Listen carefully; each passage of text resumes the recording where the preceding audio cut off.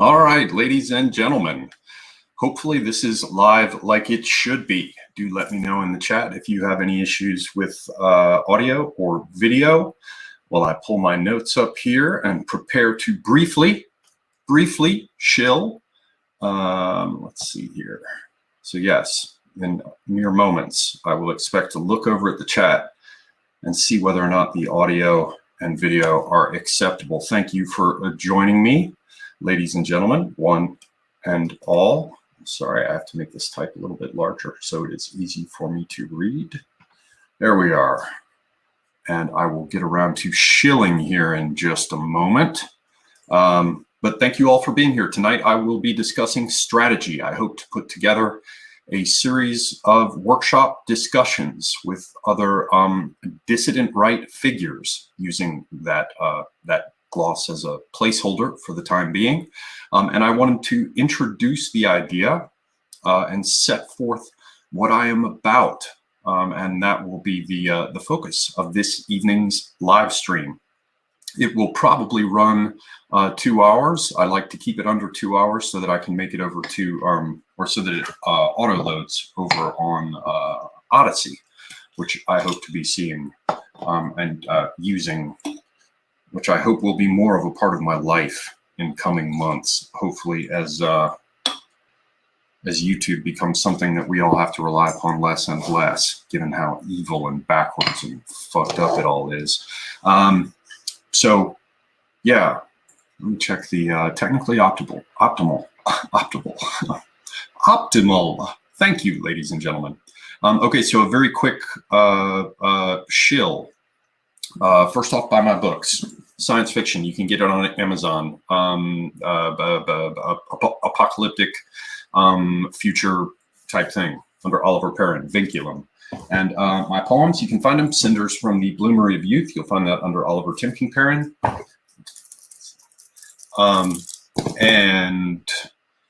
What else? For those who wish to support the channel, there is GoFundMe, and then there is Subscribestar. I should share with you all very quickly the people who make this possible. My thanks to them. Let me get over here to share screen. We're going to have to do this a bit more in the course of the evening. There we are. Okay, so you guys should be able to see this. These are currently patrons of the channel, Praetorian Chads one and all. I thank them all very much for the support. King Salmonfish was recently very generous. He's starting up a channel of his own. So thank you to everyone who makes this possible. Let's make it a little bit bigger there so everyone can see them. Yes, ladies and gentlemen, thank you. Okay, you can follow this channel, Semigog, as well as a Safer Space. Do it on BitChute. You can do it on YouTube. You can do it on Odyssey. Please follow me on Telegram, on Twitter, on Gab, and I'm on Minds, though I'm not using it much these days. Okay, so yeah, how do I begin this thing? How do I begin this thing? Well, the idea, as I said, is strategy workshops. Excuse me for slurping on camera, ladies and gentlemen, but it is, after all, Saturday night. And like the grown man that I am, I should be enjoying a delicious beverage. And that, friends, is what I am doing. So, workshops on strategy in order to get around to messaging, to communications, to having everyone be on the same page.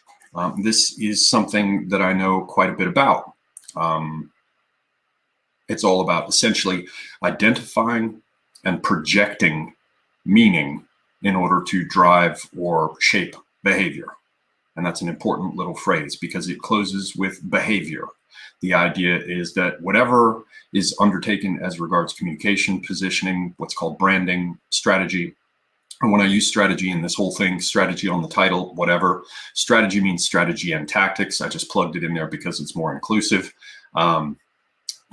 Inclusive, you will understand me in the sense that it covers the largest possible range of the topics we'll be covering without me having to put footnotes and asterisks and all of this kind of business. So I have done this sort of work that I hope to undertake here for a long time, almost 30 years. It's kind of horrifying to think about, given what a sort of ass end of the universe, the entire world of communications, PR, branding, marketing, advertising, it's all kind of horrifying. But I did that for quite some time. And I have done what they like to call ideation sessions many, many times, scores and scores of times, which means getting people into a room, cat herding, in order to get agreement on what it is that they're doing, why they're doing it, what the goals are, what the metrics are, as they like to say, for success, the kind of milestones that have to be crossed, passed, satisfied, as it were, in terms of moving towards whatever the goal is that has been identified, objectives, etc., how it all breaks out. All kinds of things. This can be for developing brands. I've worked inside of very large corporations. Now that's visiting. I was in actually a fairly large company as a contractor for them, but most of my work has been coming from the outside and helping very, very big companies. So like global beverage giants that are in FMCG or house of brand type companies, particularly with the marketing of specific projects under vice presidents of a specific brand. So that's CPG. I've worked with big, massive global pharmaceutical companies, helping them to develop brands. I've done research for this, traveling around the world, and again, many, many, many of these sessions. Now, I'm not doing this just to engage in a solo masturbation and monologue in front of you. I'm bringing it up because it bears on my qualifications for doing this. There are lots of people who've come over to the dissident right from various backgrounds. I have come with a background that most on the dissident right do not have. The only other person I've come across who really does have some background with it is a fine gentleman named Pharaoh. So we're few and far between. And what sets me apart further is that I've gone out and studied academically the origin of marking and writing, and developed what are more or less some novel theories about it, and published academically, peer-reviewed journals, academic works. I've been invited to academic conferences, so I'm not just an ad guy. I have a background in terms of looking in a theoretical sense, something I'm working on with the book on semiotics, of nationalism. It's something that I have a bit of a background in, and it further dimensionalizes my qualifications for this undertaking. So I am qualified, and no one else is doing what I want to do here, so I'm going to lead. Hopefully people will get on board, as it were. We will see. So what is the nature of this? Again, this whole discussion this evening is going to be an introduction with some examples, so bear with me. The game will be worth the candle. But let's go into what we'll be doing. Well, first off, I hope to bring on guests, sometimes individually, sometimes in groups. And the goal of working with these guests will be to better clarify who we are, what we're about, what our aims are, how best to address challenges, how to lay out a strategy to have success. Now, this will overlap into a number of areas because communication is inherently a part of all sorts of behavioral integration. Communication makes possible the integration of human behavior in the pursuit of any number of things. Even when you're working alone, you use things like journals. You articulate ideas in your mind to yourself as phrases or expressions in order to communicate with oneself, to put one's thoughts into words and somehow make them more clear. So whether you're operating individually or cooperating in a group, communication tends to be a part of these things. So while what I'm talking about is specifically about communications, it applies for the reasons I just laid out to any number of domains in life. And so it has broad application. So I've covered the fact that I am qualified for this, in my view anyway. Just ask me, I'll tell you. And now we're going through what we'll be doing. I hope to have these guests on and to discuss different aspects within this or under this broad rubric of communication in terms of things the dissident right needs to be doing. And there are the people that I will have on as guests. This is going to be a work in progress. There are going to be a number of these. Just like there are when you get a big project with a client and you have to do any number of these sessions working with subject matter experts or thought leaders or whomever it happens to be. I'm going to be doing the same thing. I'm basically going to show you some of what I did for clients, except I'm going to be doing it for free. And I am going, well, I mean, unless you send me folding money, and I'm going to be doing it in furtherance of the whole business of the dissident right and its positioning. There are the guests who will be participating, but there is the chat, and I will be scanning it when I have time. This evening, with it being an introduction, I'm probably going to have to look at it afterwards, but that's a place where you can input. That's a place where you can suggest ideas. There will also be the comments underneath. If there's something longer form you want to cover that you would like to offer as a contribution that you think I should know about, or any one of the guests. And as I said at the outset, they're the guests themselves. So this is going to be less about an episode and more about workshops, more about getting together with people in order to move this damn thing forward. Because what I'm seeing is a vast amount of effort that's sort of going on in parallel in different spheres. You know, there are only a few of the groups that I intersect with. And so I see some of what's going on there. There are others that I don't see very often, but when I do sort of traipse through and watch a different channel or some, you know, YouTube guy or girl who, you know, does their thing, I see often that it's going on even in places where I'm not, you know, frequenting the chat or whatever. So this is one way to bring it all together, sort of like TED Talks, but workshops. And did I mention that I fucking despise TED Talks, apropos of nothing? So a lot of this effort is going to be about asking the right questions. A lot of this is going to be about asking the right questions, because if we don't do that, there's really no possibility of getting to what the right answers are. It's all about how you frame the questions. So what are the questions that need to be asked?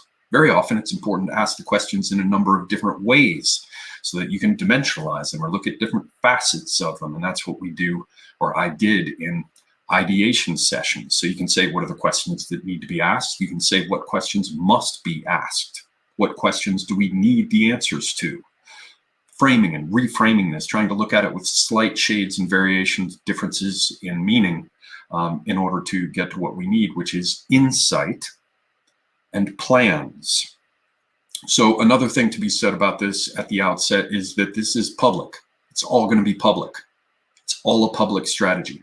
There will be no secret squirrel anything. There will be no behind closed doors, backroom talking. There will be no oath keepers. There will be no white supremacist conspiracies. Everything will be public. And I recommend that as a strategy going forward. If you cannot do it in the open, don't do it. If you cannot do it civilly and lawfully, don't do it. I think it is important at this point to bring people on, have them working openly with whatever disagreements occur, but towards a common end or goal. And I believe that what I'm proposing here is one way to go at it. It just so happens it's the one that I know the most about, and therefore am qualified to lead in trying to do. So yeah, work in progress. It's going to be about developing shared definition, a shared vocabulary. Again, it will be workshops, more so than it will be really entertainment episodes, and everyone who watches is encouraged to participate. You can do that, as I said, through the chat, through the comments, or come on as a guest. I hope to be doing some things with panels as well. So what are we doing with the first episode tonight? That's all by way of introduction. Tonight, I would like to offer some justification for the undertaking. And I'd like to sort of lay out some of how I'm going to do this, because I'm hoping that people will come on board, that people will dig what I'm doing and see value in participating and helping to make this happen. Now, I even have some people in mind, as a matter of fact. The only problem is I can't find my damn list. Where'd it go? What'd I do with it? Damn, where'd you put my list? There it is.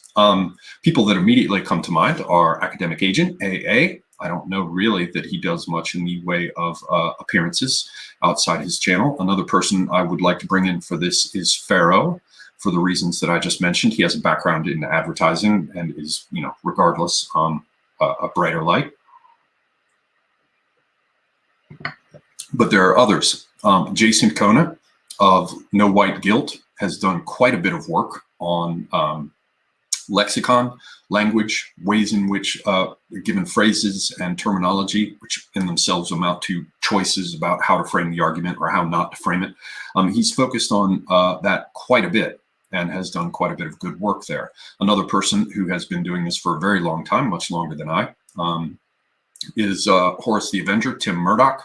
He's done quite a bit with the language, the lexicon, the messaging, memetics, this sort of thing. He's another one I would like to have on. Now, this is all these people I'm suggesting. I don't know if it's going to be singly or if they're going to be panel discussions. There's still much of this that I need to lay out, but I wanted to kick myself in the ass tonight and get this started because otherwise I'm just going to, contingencies will emerge, different ways of thinking about it. Oh, I've got to put this together with this because I've got 4 separate sets of notes, and let me just wait till tomorrow until it's done. So forgive me, this is going to be a little scattered, but I figured, get moving and then talk about the path afterwards. Some other people are in McIntyre, sort of from the roughly NRX, neo-reactionary kind of crew. Charlemagne, the mighty Carolus Magnus, is another one I would like to bring on for this. Again, some of these NRX crew guys.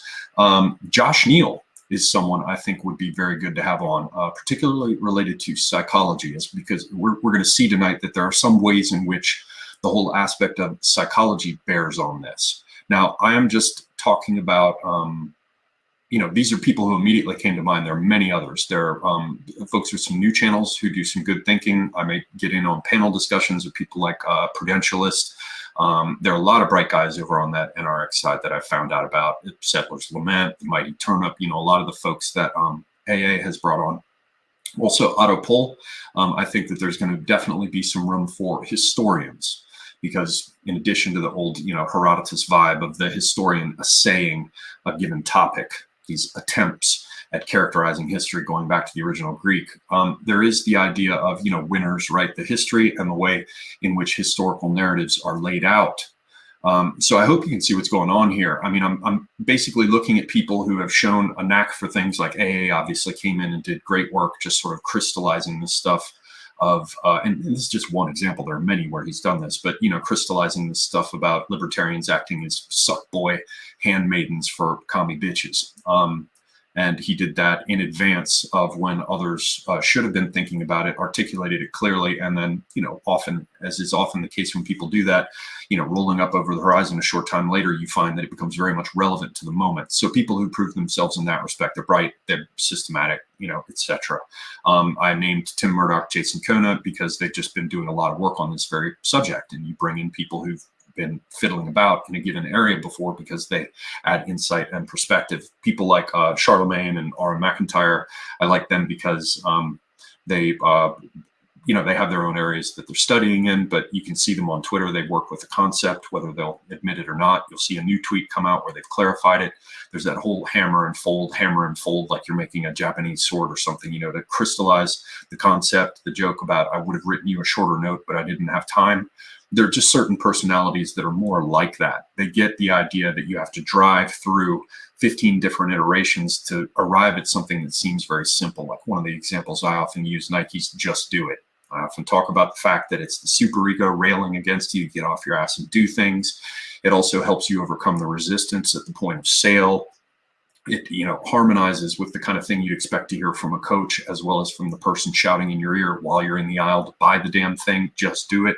It seems like something that just came out of nowhere, but the reality is that there are a series of iterations that are often very, very time consuming that you have to go through in order to arrive at things like this. And so, your R and McIntyres or your Charlemagnes, they get that kind of naturally. I can tell because I follow them on Twitter and I see how they think. So it's these kinds of people, historians, like I said, Josh Neal, a psychologist, and more. I think there are many more people who have lots that can be contributed with all of this. The question is going to be, how they play in groups with other people, and whether or not they can, step aside from the whole business of wanting to be right all the time or wanting to argue whatever their pet thing is. I myself am guilty of this, so this isn't me, taking a position of judgment.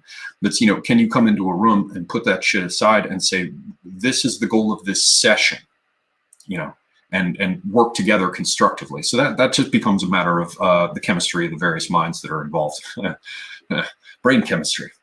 So I am thinking about bringing people on.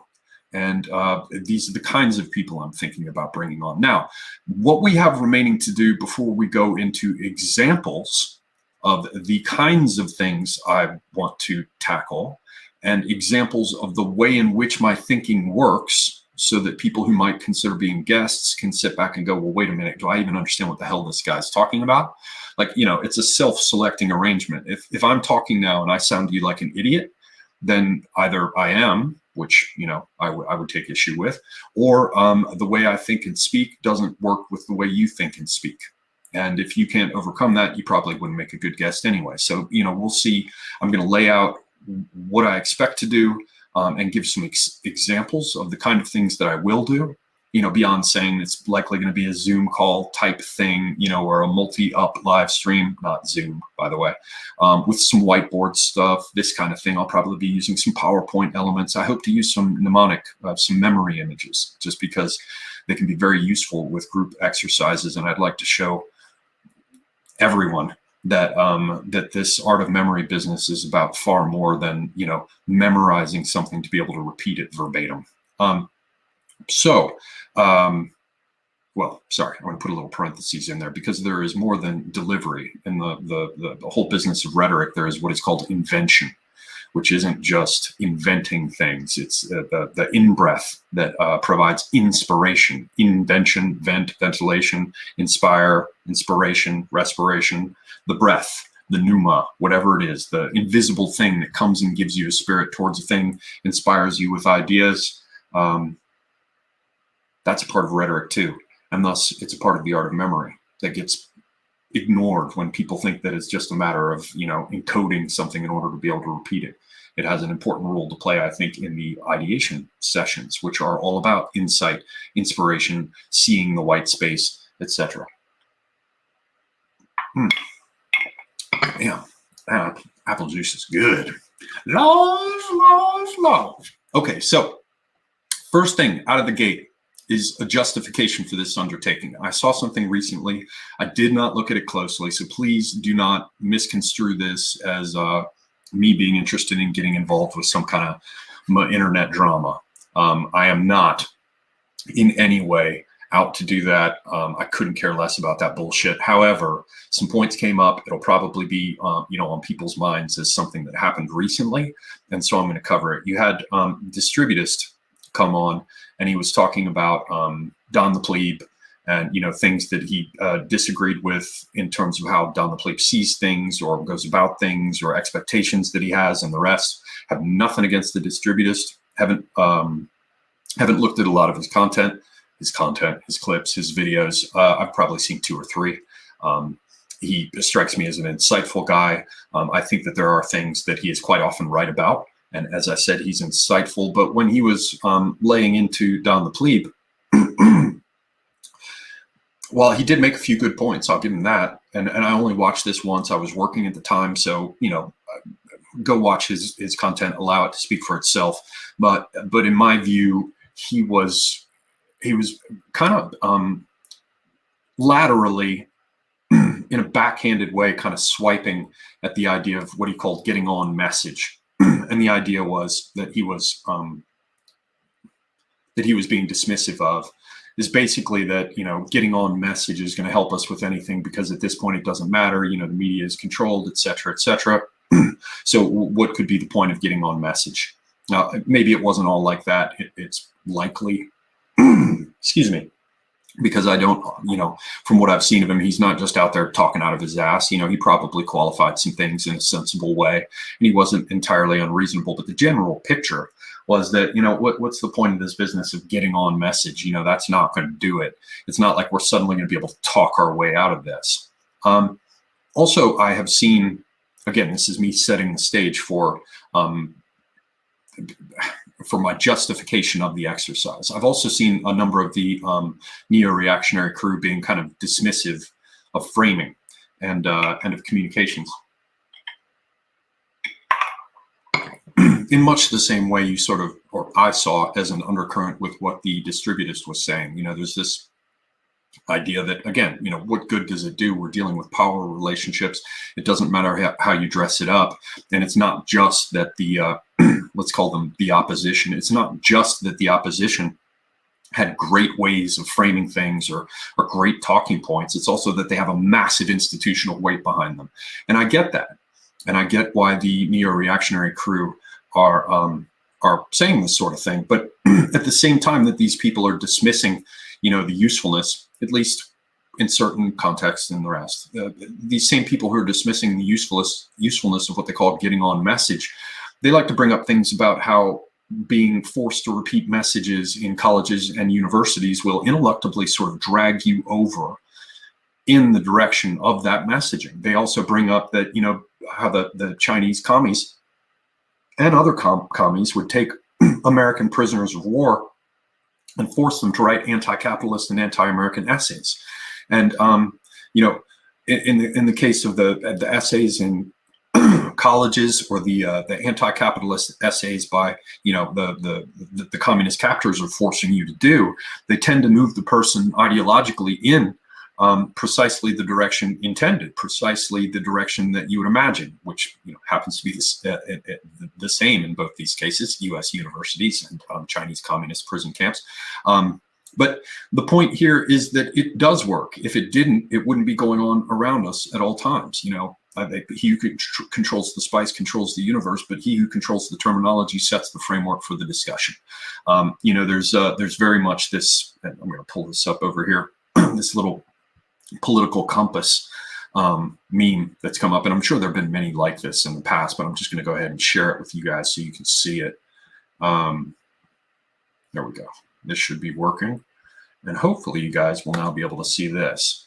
This is what framing the discussion does. You have a group of people who are down here at the libertarian side of the libertarian, or not libertarian, but whatever you call it, the freewheeling, open, accepting, non-authoritarian side here. They're basically the free left of the free left, and they only construe, as far as their minds are willing to go in terms of thinking about what the right wing is. Anything past this point over here is just unmistakably a right-wing group.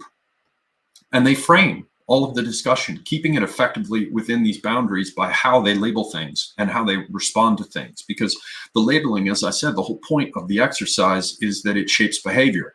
It's not just to change how they talk or think. It has to do with reflexive consciousness, how you construe circumstances and situations, how you construe yourself within this archetypal drama unfolding around you, how you construe history, how you reckon future changes that are on offer, and how you'll contextualize those. All of this is is very, very important to be aware of how it shapes things. So let me just get back to my notes here. So I'm lost. I'm watching the cursor on the shared screen and getting lost. Okay. So this is my justification in response to this business of how the discourse is. Basically, I just jumped over here to the meme in order to show you that this is one of the ways that the discourse is shaped. They put a frame around it, and you can't go past this because of the terminology and the framework for the argument. But there are a number of ways that I can answer the things that, at least as I saw it, the distributists and other of these neo-reactionary folks have brought things up. One of them is in favor of this idea of communication and its shaping behavior. Is the idea that we have a lack of options. We don't have heaps of lawyers and heaps of money. And ladies and gentlemen, the main reason that things are going well for the left is they pour money into things. That's the nature of astroturfing, is pouring money into it. It all fits together as a metaphor, believe me, because it's green. If you want it to grow up green, you got to dump huge amounts of green into it to make it happen. So we have a lack of options. We don't have a huge amount of wealth. We don't control elite institutions. I've talked about this in the past. So we've got this whole thing of fast, cheap, or good. We're so poor, the only resources we have are time and prudence. Or do we? Do we have prudence? Well, that, my friends, remains to be seen. Oh, hell. I'm going to have to get at that delicious cherry waiting in the bottom of the glass at the very end. So one of the things that I bring forward to justify the exercise of going through communications and messaging and positioning and branding as a collective effort is the lack of options. You know, you can have it fast and cheap, but it won't be good. You can have it cheap and good, but it won't be fast. So the important thing that we have that's in that little tripartite arrangement is time. Now, a lot of people say, no, you don't have any time. No, believe me, the one thing that we don't have time for is to do it wrong or in a rush. So if we want to have things take shape the way we wish them to, in accordance with our will in the future, we've got to look far enough ahead. And one of the aspects of this that I'll be covering will be long-term strategy. And I will do a little bit tonight, and I hope as well to do it with guests in future episodes. But I'll give you another exercise, another reason why this whole business of getting on message isn't maybe something that people should be so quick to dismiss. And that is internal and external orientation.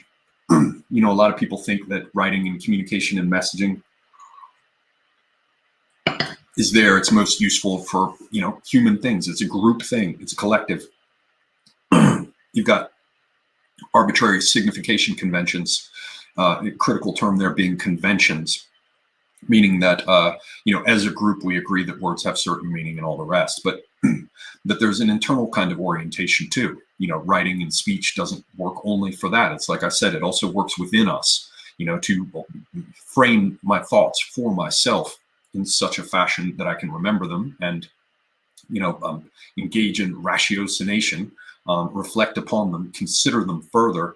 I put them into words. There's also the business of the way in which, like, a written record can work for a single individual. Anyone who's kept a journal knows this. It's not just writing to have a sign that says keep out or, you know, break glass in case of fire. It can also be a journal or one's internal reflections.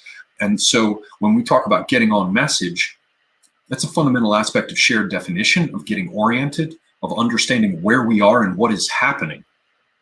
And for those who don't think that's important, they should consider the fact that any number of people who arguably have very, very nasty motivations have been telling our story for us for quite some time. And one of the classic sort of, you know, riffs in my field of work is tell your story.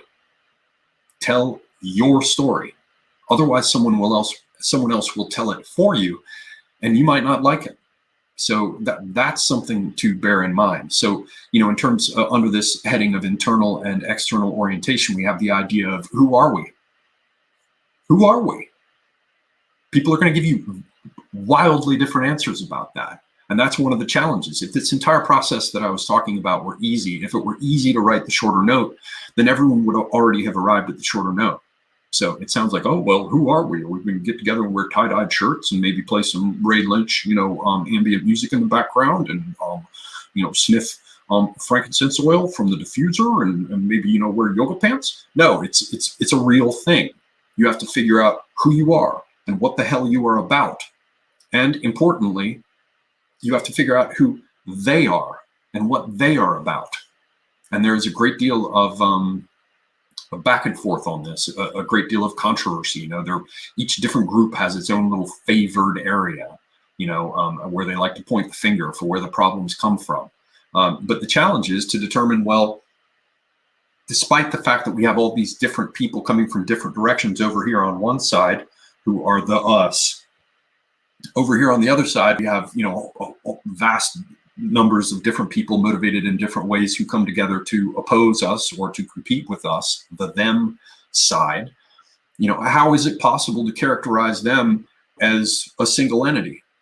Now, there are only going to be some limited ways in which it can be done, but if we can recognize or isolate or distinguish, make out in whatever fashion the features that the them have that are shared, and the features that the we have that are shared, despite all these many differences, then we'll be getting somewhere. Now, there are going to be limitations to how much it can be done. There will be, you know, hard fire breaks or Chinese walls or whatever the hell you want to call them that we'll come up against internally within what is called the dissident right. And in many respects, they're going to preclude certain types of cooperation or shared messaging. But just because we know that there's going to be rocks in the soil doesn't mean that we shouldn't try and pull them out and till it. So I think there is value in taking a look at the who are we and what are we doing, as well as the who are they and what are they doing. Because once those things are determined, we're in a position to tell a story. Only when we know who the us is and who the them is can we begin to lay out what the nature of the interaction between these two groups is. And the nature of the reaction between those two groups is it's going to be the key to everything. I mean, look at the way in which, the white supremacists are people who want to hold you back, or I should say the white supremacists are people who want to hold you back. You've got to fight against them. And you can see the way in which the same challenges are being addressed over on the other side of the aisle, so to speak. They basically just opted for this weird thing of defining whites as the enemy and then trying to just basically railroad everything into this one corral of intersectionalism to just kind of make it all work.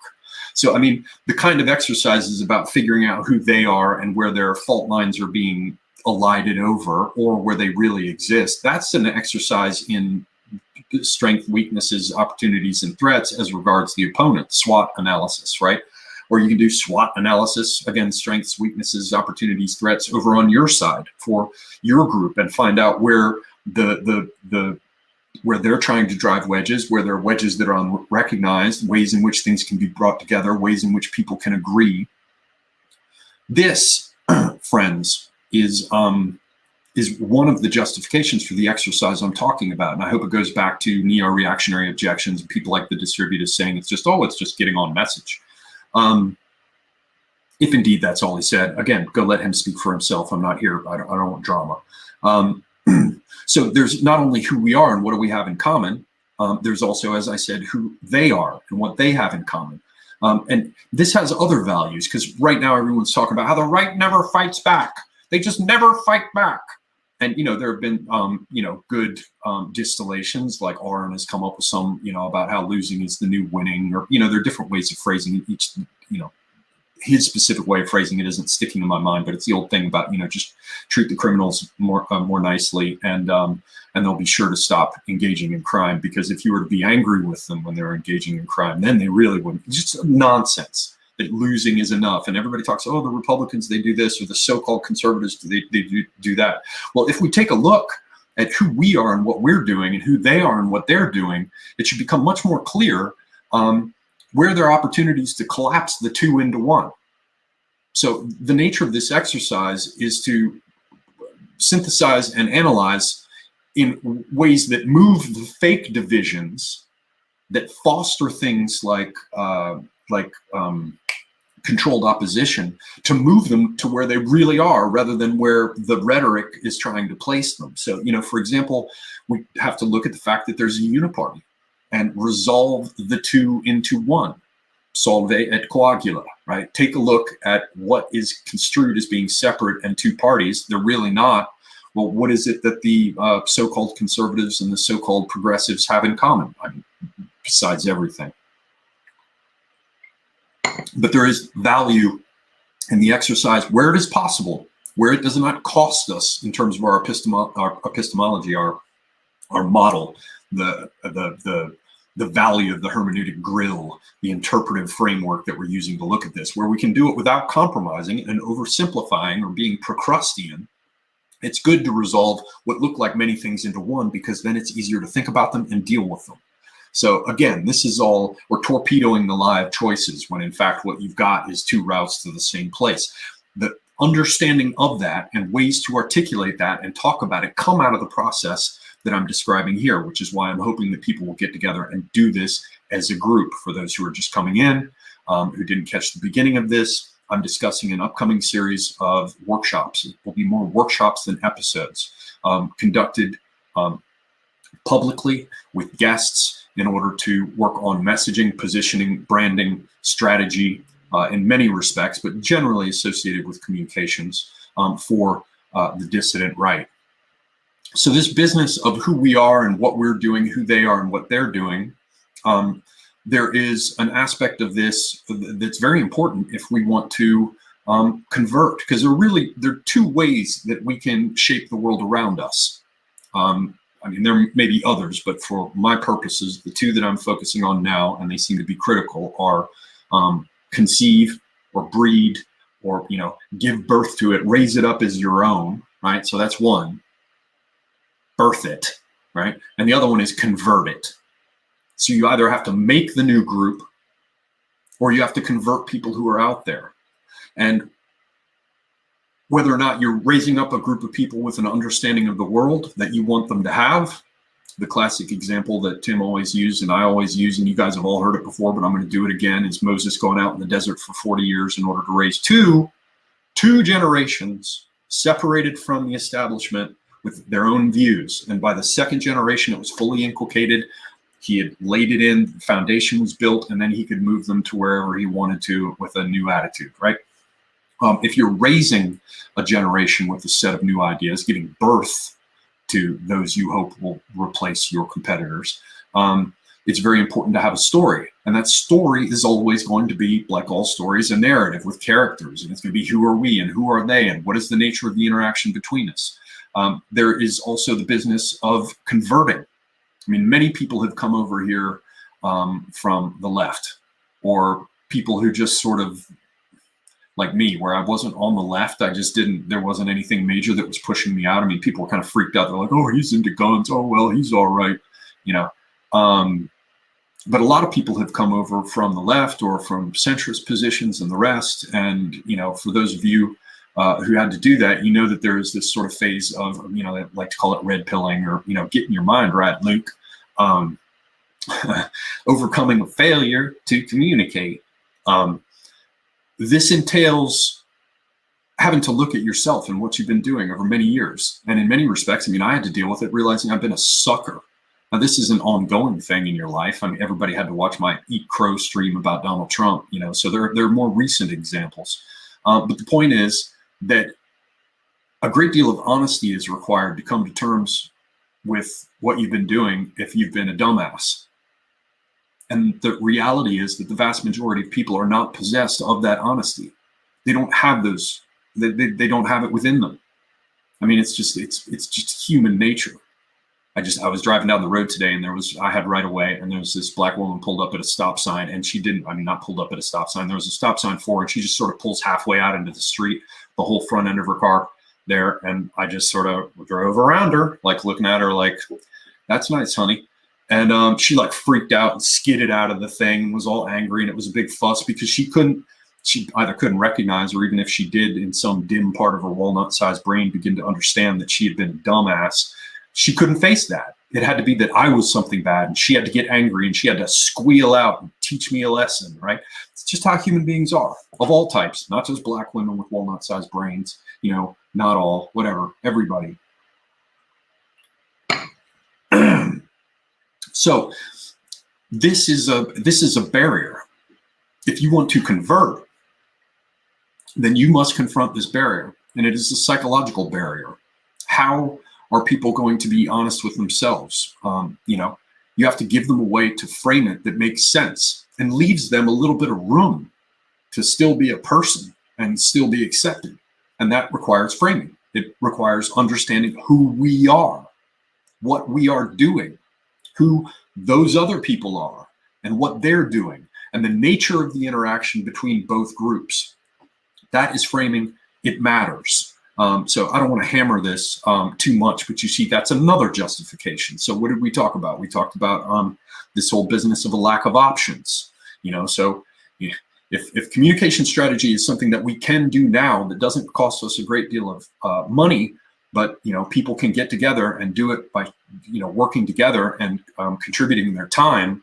Well, you know, as soon as somebody's got billions of dollars to spend on taking other approaches, I'll be interested to hear it. But for now, this is one thing that we can do. Another thing, as I just said, is there's internal and external orientation. Everything I just talked about, the story of who we are, what we're doing, who they are, what they're doing. And it's the idea of raising a banner that allows us to coordinate our effort collectively, just like a regiment formed up around a standard. It also identifies us to people who are outside the conflict, whether they are opponents or they are people who just sort of third-party bystanders. They need to frame all of this within these archetypal terms that I've just laid out. So I hope that will begin to overcome the resistance on the part, perhaps, of some of those on the neo-reactionary side who are like, well, you can't talk your way out of this one, buddy. Getting on message isn't going to be enough. There's also just basically pragmatic utility. People can be reached. They can be. It doesn't happen all the time. And in many cases, there are serious barriers to it, but it can happen, and it does happen. And if we're not trying to do it, then, you know, there is an area where we could be converting where we're not doing so.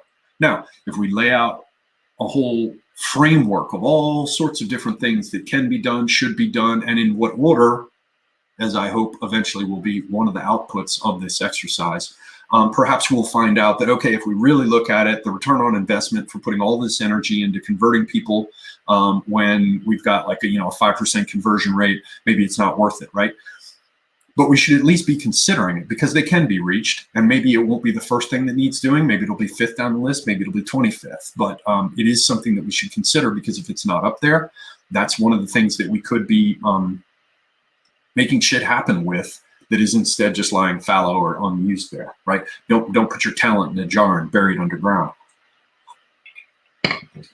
So another point here is, this talk of elite conversion, which is a very big neo-reactionary talking point, and I'm all for it. But let's just be honest what's involved with that. First off, most of the elite that everybody is talking about, really the vast majority of the elite, now there's a vanishingly small super elite, and they have way outsized influence, but believe me, the vast majority of people who call themselves neo-reactionaries or whatever, even ones who have like family that was in government or the State Department or whatever, like Moldbug, all they've ever seen is the top of the middle class.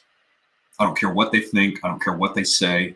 The vast majority of the people who are talked about as the elites are just sort of baseline middle class up to upper middle class. Nobody even sees the truly wealthy. They don't roll in their circles. And I'm sure there's some exceptions of people watching who bumped into parts of that. I bumped into the very bottom layers of it, and very briefly. But it's not common. The so-called elites are really just the damn middle class. And if we want to get much of the support that we need through conversion, we need lawyers and money.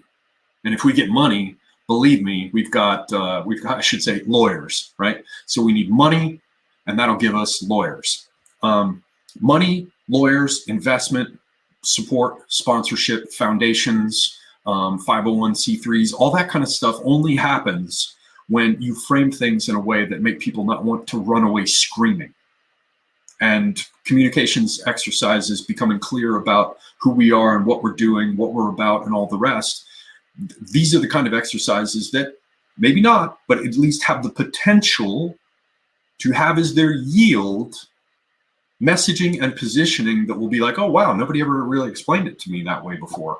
I mean, look at some of the stuff that like Tim Murdoch and Jason Kona have done. I mean, this whole business of anti-white, everybody's talking about it now, but those guys were pioneering out there talking about it. And what did they do? They moved the discussion from us, at least a certain us, right? Suddenly it's not about white people being this and white people being that, or white people saying, no, I'm not this, and no, I'm not that. They just said, fuck that counterproductive bullshit. Instead, as Nietzsche used to talk about, he talks about where you place the question mark, right? Instead, conversationally, rhetorically, in terms of framing, they placed the question mark immediately, directly upon those who were talking. So the conversation suddenly isn't about us, the whites, anymore. The conversation is about anti-whites. Why are you anti-white? You know? It's like the famous trap questions, right? Like, do you still beat your wife? Yes or no? Right?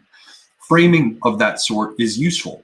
And now that's a very clunky example of it, but it's working. There's uptake of that terminology. I've been watching it. There was a clip that Tim Horace, White Rabbit, whatever, Euro Rabbit, his many aliases. He was just talking about it. We've seen this terminology getting uptake into the system and being used. It can happen. So again, pragmatic utility. If we want to convert, particularly in that middle class, which I'm going to be talking a little bit more about here, this is one of the ways to do it for framing. So you need to be able to tell them a story. The story needs to be inspiring and credible. It has to frame the pieces on the board in some way that is inspiring. and that makes sense, that's motivating, and that's important. A lot of people come in and say, well, we can't do anything because we don't just control the media, but we've got more access to media, even with the cancel culture and the deplatforming, than we ever have historically. We just have never had it like this before. So what if we were to present messages in a unified way? But do we present messages in a unified way today? To some extent, to limited extents, usually within a given sphere of influence. Like AA has a bunch of great people who've kind of like circled around him, and they share certain themes and memes and ideas. Each of these different kind of groups that we've talked about, Distributus and his neo-reactionary crew, they've got certain shared terminology. Then those two, AA's group and the neo-reactionaries, have some overlap. Then if you go over to like a Millennial Woes and his crew, or like Frody and Scansoforum, or like your Greg Johnsons, everybody's got, or your Jason and your Tims, they've all got these certain things. But I feel sure that there are at least some basic areas where we can get alignment and agreement. And that holds out promise of a unified message. And that matters. It matters. It can affect things. Because again, it's not just about how to speak. It's also about what you choose to say and how you choose to say it shapes behavior. How people construe circumstances and events. It matters. But we're not doing that. I don't think we're, for the most part, anywhere near our potential for voicing unified messages. I mean, if we had more media than we do at present, if the blockade around being heard, was suddenly run and burst and, if shattered into 1,000 pieces or whatever, would we suddenly have a unified voice? No, it'd be like, the Tower of Babel being raised. It'd be chirping and chattering and infighting and purity spiraling bullshit in all directions. Believe me, it would. I mean, most people probably know this already because, it's fucking self-evident. But the point is that even if we did have access to be able to speak online, we don't have a shared message. We don't have a shared message. Unite or die, to a certain extent, and particularly as regards messaging, where it's possible. Not in the areas where uniting in terms of your messaging, will compromise you in some fundamental way. But the fact is, with a bit of work, the areas where there is overlap and agreement can be laid out. And I believe it can be done in a series of public workshops. So this is another example of how I hope I can justify the exercise. I want to make it clear that it's about far more than this idea of it just being on message. It's about cooperating towards common ends. It's about, on the way, clarifying, and this is extremely valuable. Anyone who just doesn't know this world and hasn't done it might not know. But those who have do very well know the exercise of clarification about just what the hell you're doing, what the common ends are, what everybody's respective positions are, what their purposes are. That's the first part. That's the first step. It's the necessary antecedent for all the different things that we want to do, no matter what they are, if they're going to be cooperative efforts. Now, if people want to go off, and do the libertarian, independent, pessimist, Gnostic, antinomian, solo strategy with Michael Aquino eyebrows and, worship individual power, I'm not entirely against all that. There's a part of me in myself that has always had that sort of leaning. But the bottom line is there's shit you need other people to do. And if you want to do it together, you've all got to agree. And, at least figure out what you can agree on and be well aware of what you don't agree on, because then you know what, at that point, what you have to work with. So it's about figuring out just what the message is. As I said, it's an antecedent. If we don't figure out what the message is, then we can never even get on message. So it's like get on message. No, we have to figure out what the damn message is. And that involves, as I said, asking the right questions. And figuring out what it is that we have on offer to people. So I've got one last thing I want to cover here, and then I'm going to jump over to some examples of the kinds of things that I would like to talk about when I have guests on. Again, to give you a little bit of a taste for it, to see if it feels like the kind of thing that people are willing to get on board with and help with. But before we do that, I want to come back to this idea of elites and, you know, different ideas that people have put forward about why it is, quote unquote, that the left is winning. I saw something earlier today where I think it was Nasrallah, if I remember correctly, and that definitely one of them was Saul Alinsky. And I think Dr. Otto Pohl, and I'm not going for drama. I got a lot of respect for Dr. Pohl and like him anyway. So it's not about that. But he was talking about how Alinsky was, you know, great at doing a lot with a little, and it was really, you know, it's not all about what he just said today in the tweet. So I should just back it up. It's this idea that somehow the people that we're against just somehow got the right formula, and that's how they managed to do what they're doing. Now, the neo-reactionaries will say it's the cathedral and, you know, this established, entrenched power structures and this sort of thing. I still have some difficulty distinguishing that, as I've mentioned before, from straight structuralism, but, you know, nobody's been forthcoming to offer me an answer on that. But the point is, I want to bring this up because while I'm talking about messaging, I get reality. And I'm about to share with you what reality is. The reason the left is winning is because money. That's what's going on. The left is winning because money. That's literally, that's 99% of why they're winning, because money. In case you didn't hear me, let me say it one more time. The left is winning because money. They have money. And unlike a lot of the right wing, they're willing to spend it. Basically, you have leftists and, you know, they're handmaidens like intelligence services and useful idiots. And this new iteration, which is really exciting, the useless idiot. There's just more and more of those, apparently. You have the left basically because of their ideological motivations or the fact that they're subverted and they come on board as the little suckboy lackeys that they are. They're willing to spend money to affect the utopian kind of change that they want to see happen in the lower ranks. In the upper ranks, they want to spend money to affect utopian change in such fashion that they make hands over fist more money. And then you have a bunch of cynical players who are generally the so-called right. And they basically, they just want to make money. And what they do is they pretend to be conservative while basically supporting leftist stuff in order to get the money. But the whole thing that makes it move is money. And what isn't moved strictly by just filthy fucking lucre is moved by intelligence services and control of media and all the rest. So I'm not here to tell you that if we come up with the right terminology, you know, then we can overcome money. But I am here to tell you that if we want to get money in order to be able to get our own sponsors, our own support, our own, you know, attorneys and these sorts of things, our own NGOs or, you know, 501c3 nonprofit organizations, this kind of stuff, then we're damn sure going to have to get our messaging right.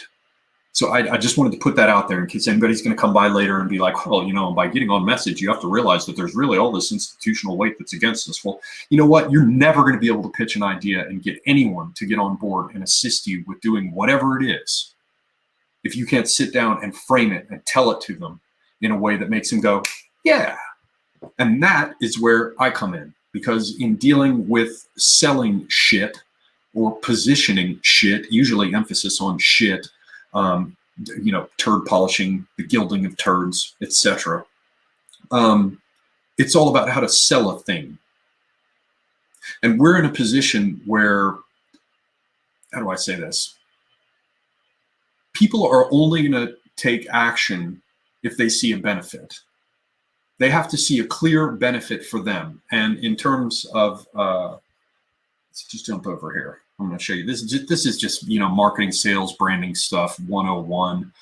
Many of you will be, certainly people like Farrell will be like, yawn, familiar with it. But for those of you, just in case you're not, I'm going to go ahead and pull this up. Let me see if I can get a browser window up here. Sorry, people. I'll just do it with crappy Safari. Here we go. Okay, hopefully you guys can see this. Let's jump over here to, what are we going to call it? We'll call it value proposition. That's the first one I wanted to show you. Okay, so what's a value proposition? Because remember, what was my launching off point? I was going to talk about how people need to be motivated. They need to see the benefit in it for them. And there needs to be a story that is the benefit in it for them. And that story needs to encompass who they are and what they could be doing with the good guys, as well as what the bad guys are doing and who they are. And what's the value proposition of accepting that I have been screwed up all this time and have misunderstood what's happening? I mean, these are serious hurdles to overcome. So you need to offer a value proposition. Now, the problem with this is that a bunch of people who are just midwits and horizontal thinkers and the rest like to just jump in and in marketing, value proposition is an innovation, service, or feature intended to make a company or product attractive to customers. So that just basically means shit you say so they'll buy shit. Now, this over here on the right is actually a little bit better. A value proposition is a promise of value to be delivered, communicated, and acknowledged. It's also a belief from the customer about how value will be delivered, experienced, and acquired. A value proposition can apply to an entire organization or parts thereof or customer accounts, blah, blah, blah, blah, blah, blah, blah. Anyway, value proposition. That's how marketing and branding people at the bottom tier like to take a look at this idea of having something on offer. Now, there are other people. This is another one of these trends. They like to call them need states. So instead of talking about what the value proposition is, this is basically moving the focus from what's on offer to the people it is, the people to whom you'd like to sell it. And what we have here is them focusing on the need that gives rise to the action on the part of the people, and they call this a need state. It's defined by a group of consumers who are alike in terms of product benefits and attributes they seek in a particular use occasion. Need states and use occasions. For the same product, a consumer can experience different need states over the course of the day or across the occasions they will use that particular product. So part of what I hope to look at here is going to be need states, value propositions, the kind of stuff that usually goes under these rubrics. And again, that's really just a part of figuring out who we are, what we're doing, who they, the opponents are, what they're doing, and then framing this in such a fashion that it can be presented to the public in order to convert, as I talked about, or it can become a framework for people who seek to have esprit de corps and energy and enthusiasm and a sense of resolution when it comes to things like raising families and homeschooling and all the rest.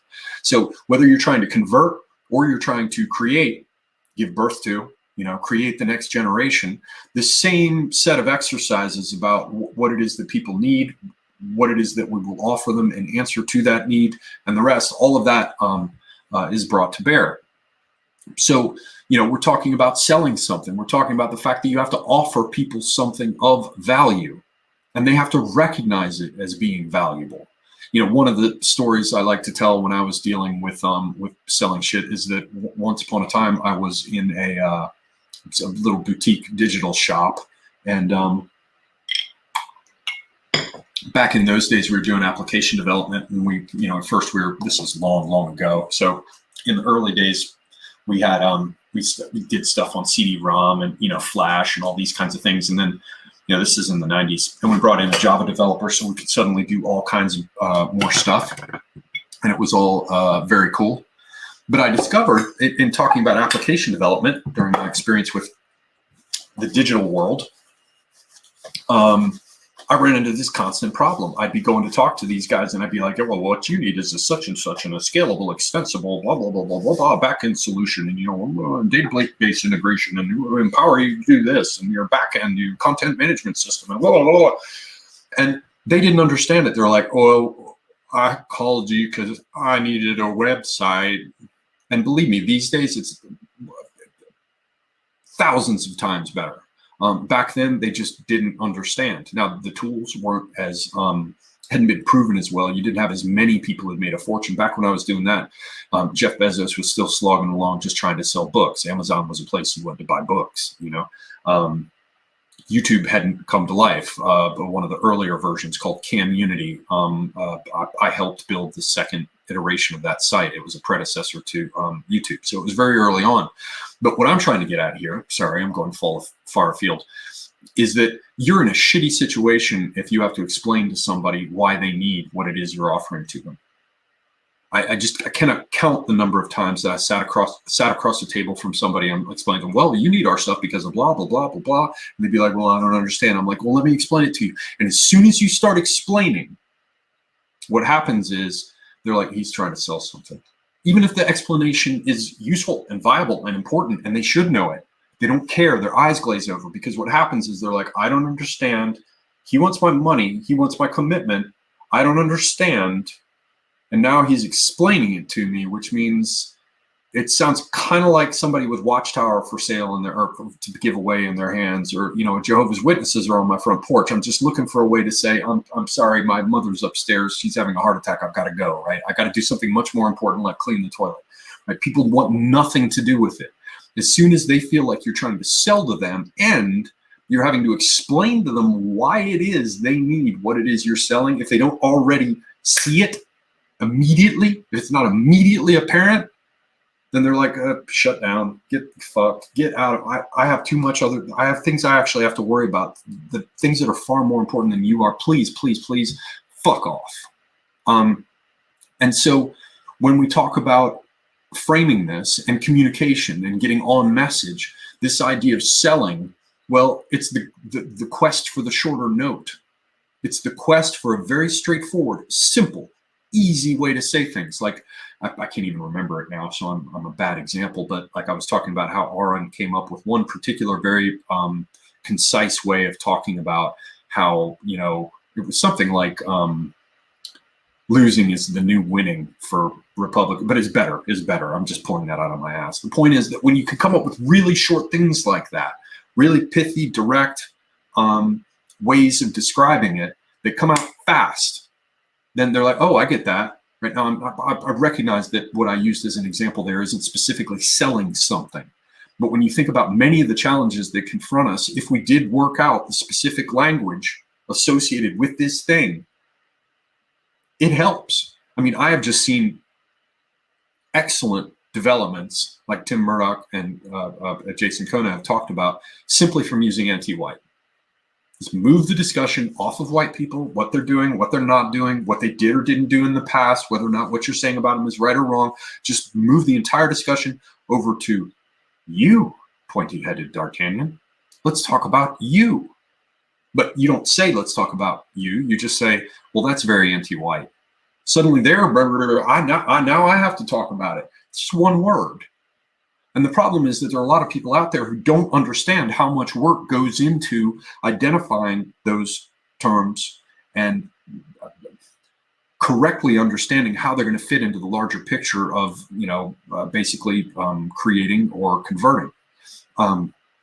So that is another aspect. We don't want to be in a position where whatever it is that we have on offer is something that we have to explain, because immediately it just translates. It's just like in the old Peanuts, you know, the cartoons for Charlie Brown and stuff, where you hear the adults and it just sounds like wah, wah, wah, wah, wah, wah, wah, wah. As soon as they think, A, he's trying to sell me something, B, I don't understand, therefore C, I don't need this shit. It's anything that comes out of your mouth from that moment forward turns into wah, wah, wah, wah, wah, which means we don't need it. We have to get around that. Another little anecdote related to sales, again, before I get over to the subject of some samples of what I'd like to be talking about. Another little anecdote related to sales is something I used to say. I always wanted to sell things to people where I know that if whatever it is I have on offer for sale, if that guy refuses to buy it and then goes home to his wife and explains that he didn't buy it, then she's just going to basically decide he's an asshole and refuse to have carnal relations with him. That's what I want to sell. I want to sell something. I want to set forth something. I want to recommend something where there's a distinct feeling of moral failing associated with not having taken the offer. And that is what the left has been playing games with for quite some time now, to great effect. And, you know, a lot of people will come along and be like, it's actually, this is another big neo-reactionary talking point. They're all like, well, you know, it's not like we can come in and do the rules for radicals, you know, type Saul Alinsky thing. That won't work for us. Well, Yeah, a little bit. They'll be like, well, you know, they went up to the next level and they already pulled the ladder up behind them. Yeah. I mean, as long as we acknowledge that Saul Alinsky had huge amounts of money and institutional support and you know, God knows what, intelligence services most likely. Nevertheless, nihil novum sub solis. There is nothing fucking new under the sun. So there's a little bit where they're getting a little bit too clever by half, as some of the neo-reactionaries saying that, well, it can't be repeated using the same techniques. It's just fucking power. Would you say that Cesare Borgia was a social justice warrior? You don't think he could have used many of these same techniques? You don't think he did? I mean, so the idea that, well, there are some things that the left can do and we can't do because they're just mechanical aspects of whether or not you have a given set of resources or whether or not you have, you know, one cohort of one particular kind within one institutional framework standing against you or not. That's it. It's not that, you know, you can't do this thing and you must do this other thing because that's already been done. I mean, there is truth to that as well. You know, you can't, once some new innovation has become apparent, like the whole business of you know, riders coming out from the steppes and kicking the shit out of the Japanese who are still using chariots, but these other people were on horseback. So next thing you know, there are a bunch of reforms instituted that involve forcing Chinese troops to wear trousers, right? What are trousers good for? Well, they're good for riding on horseback.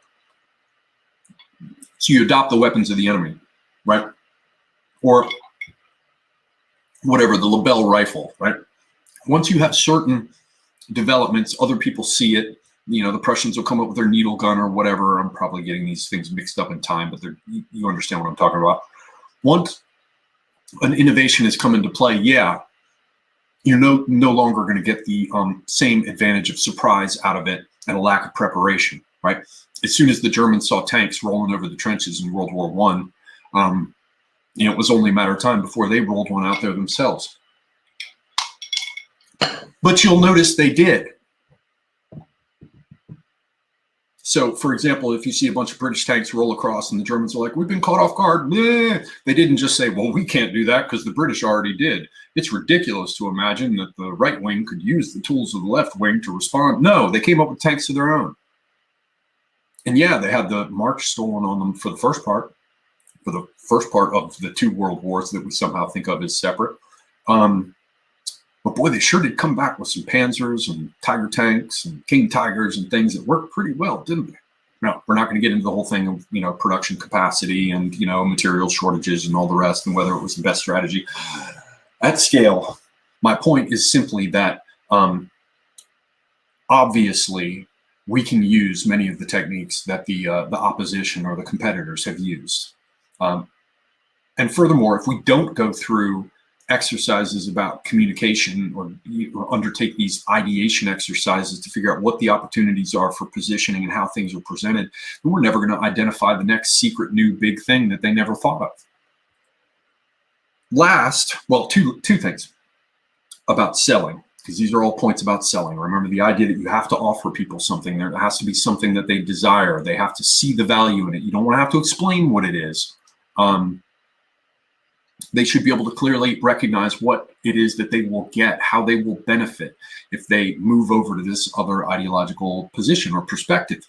And again, having all the shit to overcome in terms of the resistance associated with going, oh, wow, I was an idiot. I just got that wrong. See, I've been wrong enough times in my life that I can easily just go, oh, yeah, I was wrong. I do it all the time. But there are a lot of people who have a self-identity built up around the idea that they not be wrong. Or more commonly, that they not ever be seen publicly to be wrong. You know, and that's a thing very much about the middle class. And we'll come back to the middle class and the importance of targeting them in a variety of ways.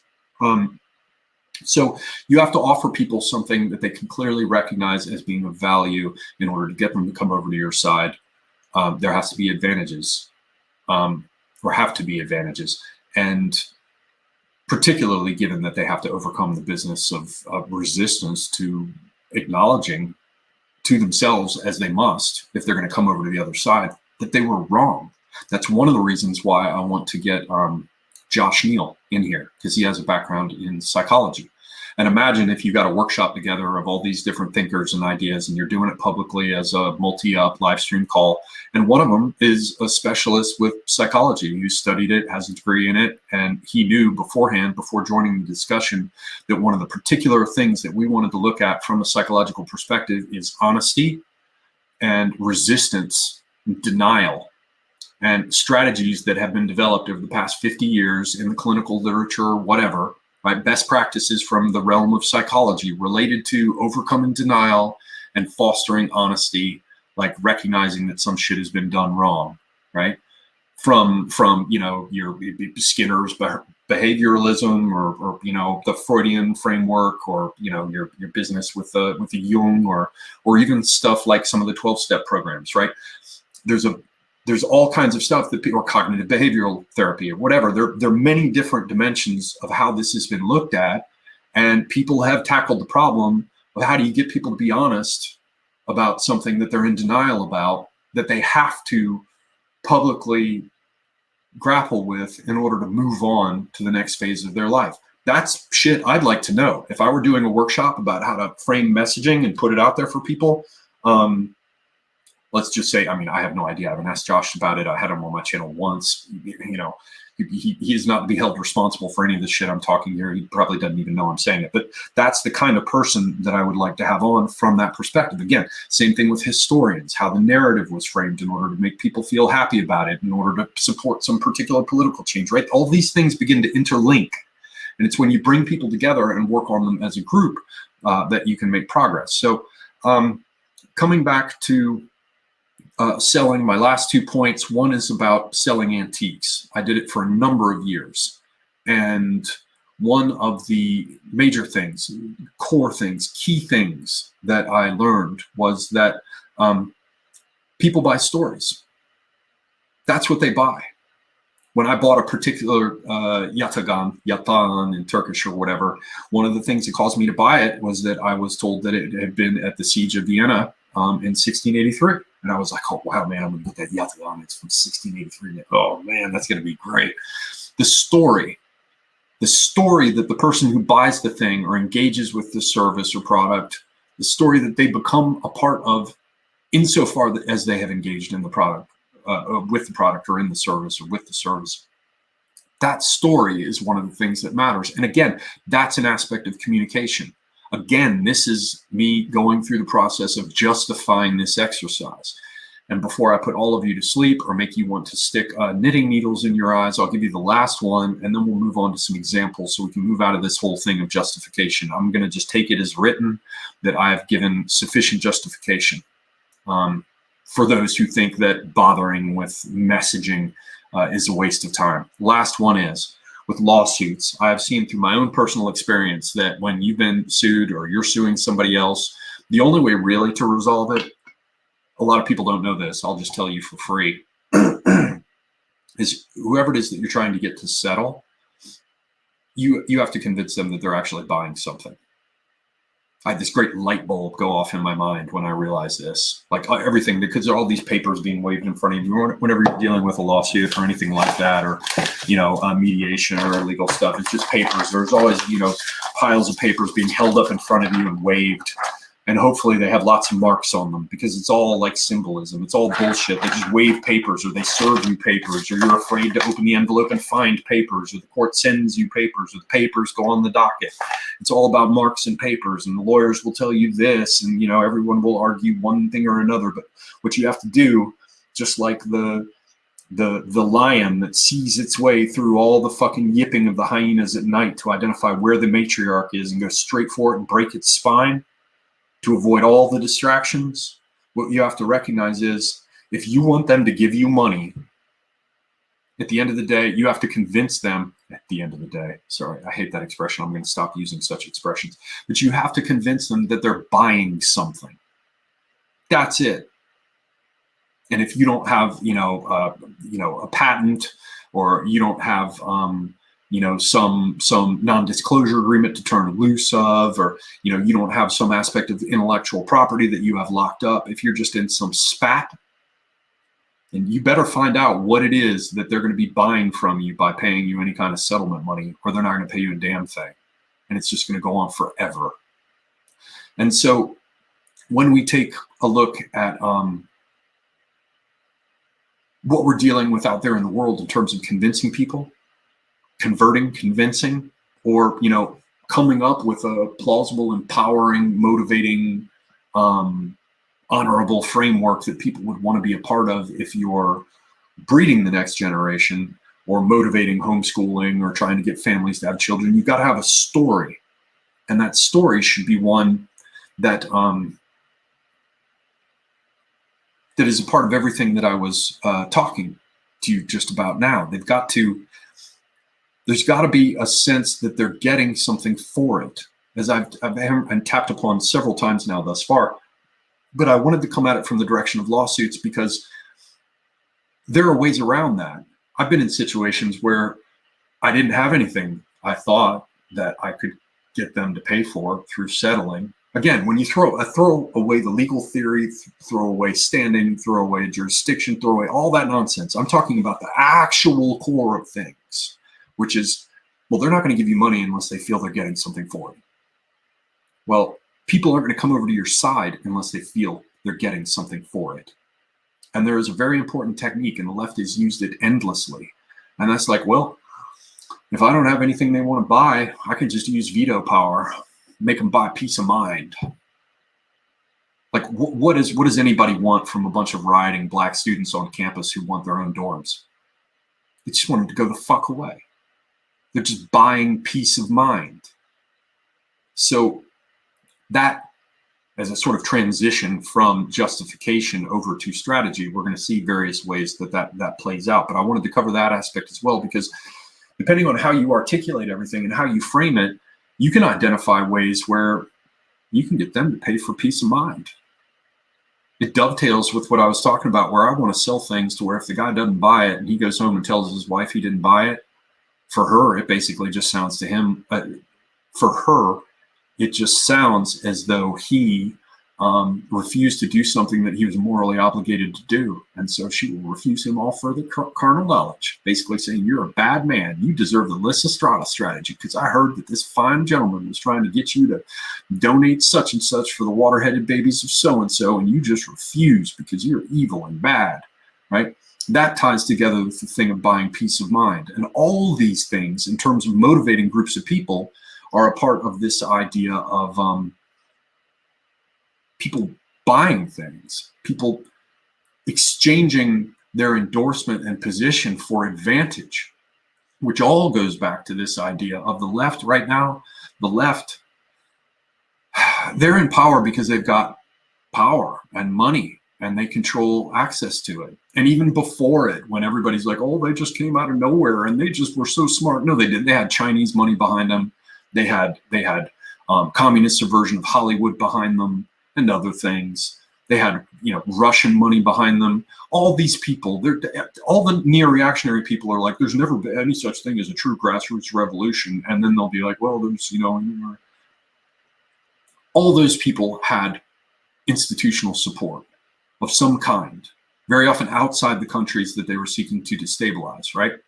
Well, if we want to get support of various kinds in order to get lawyers and money in order to proceed with our course of action, both civilly and lawfully, and without being sneaky secret squirrel in public, as I said, then we better have the right kind of story to tell.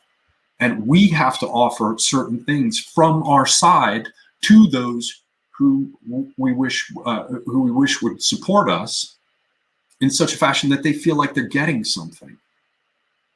And maybe at the beginning, since we don't have much to offer, what we can offer them is peace of mind, meaning that if they don't take us up on it,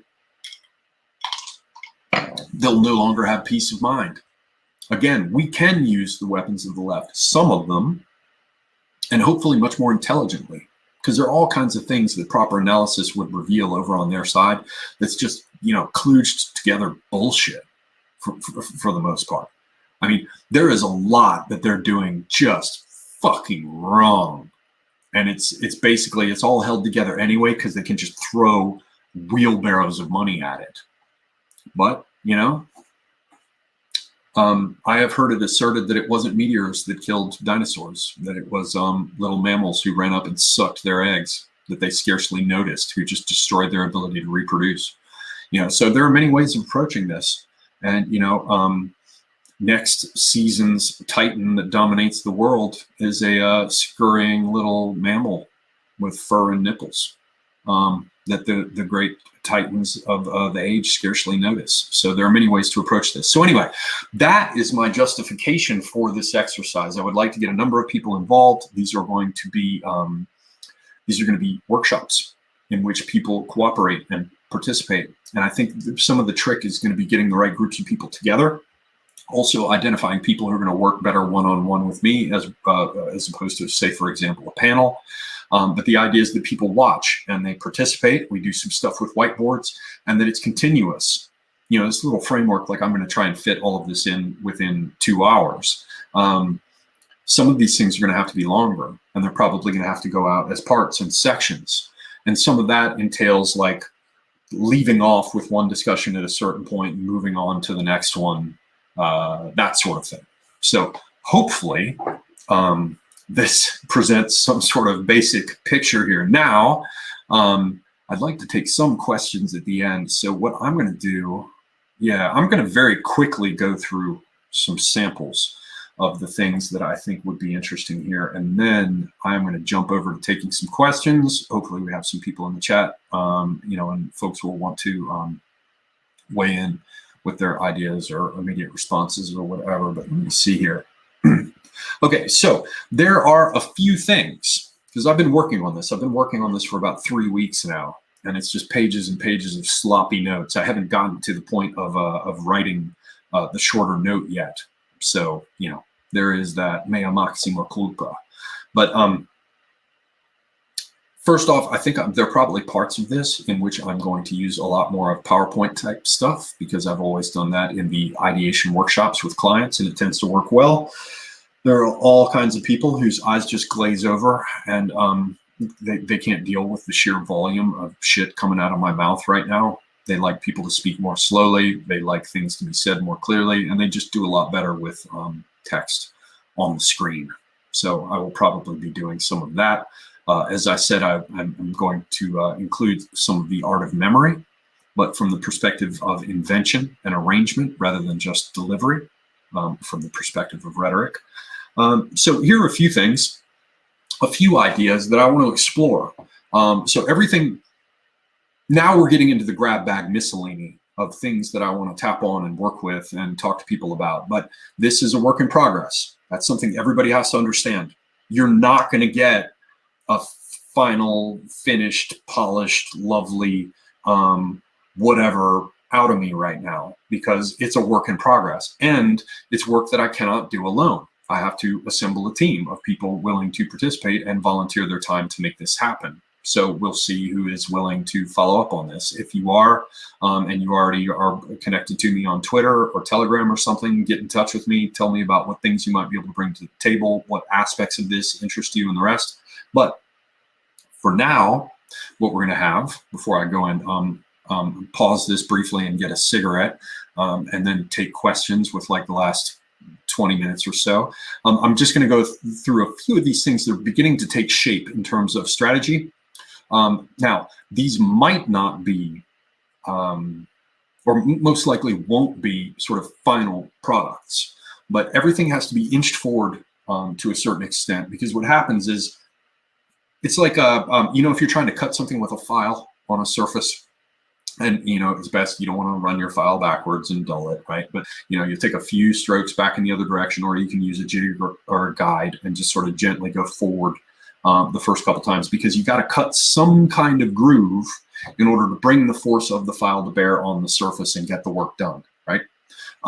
So what I'm talking to you about now, what I'm about to share with you, are examples of little paradigms that I want to play with, or challenges for the people involved to consider, or potential pathways that we could collaborate on in order to make more happen. So these are not finished products. They are not final. Hopefully there are people following who dig that and understand that sort of thing. Those of you who don't, well, there it is. One of them is something that I've talked about in the past. Not many people have paid much attention to it. I was surprised. I thought they would more. But then people, I have in my mind a set of associations, and I'm like, how could they not have fucking seen the associations? And they just don't. One of them is B Corps.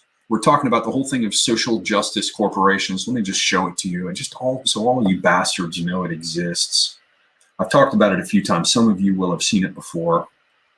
Let me get over here to B Corps. That's right.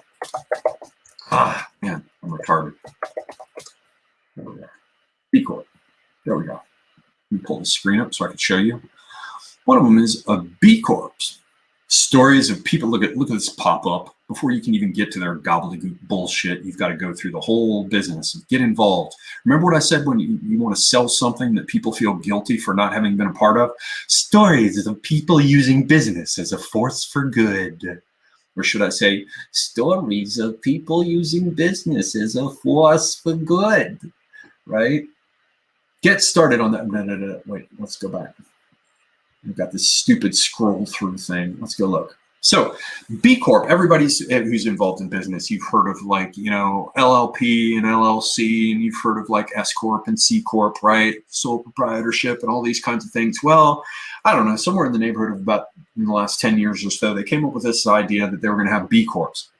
Certified B corporations are businesses that meet the highest standards of verified social and environmental performance, public transparency, and legal accountability to balance profit and purpose. B Corps are accelerating a global culture shift to redefine success in business and build a more inclusive and sustainable economy, right? Well, here, let me finish the last part of this. Society's most challenging problems cannot be solved by government and nonprofits alone. The B Corp community works towards reduced inequality, lower levels of poverty, a healthier environment, stronger communities, and the creation of more high-quality jobs with dignity and purpose. By harnessing the power of business, B Corps use profits and growth as a means to a greater end. Positive impact for their employees, communities, and the environment. B Corps form a community of leaders and drive a global movement of people using business as a force for good. The values and aspirations of the B Corp community are embedded in the B Corp Declaration of Independence. Well, anybody who's been paying attention, I'm going to try to find the Declaration of Independence here. Is there an example of it? Whatever. You guys get the damn picture, man. The certification, whatever.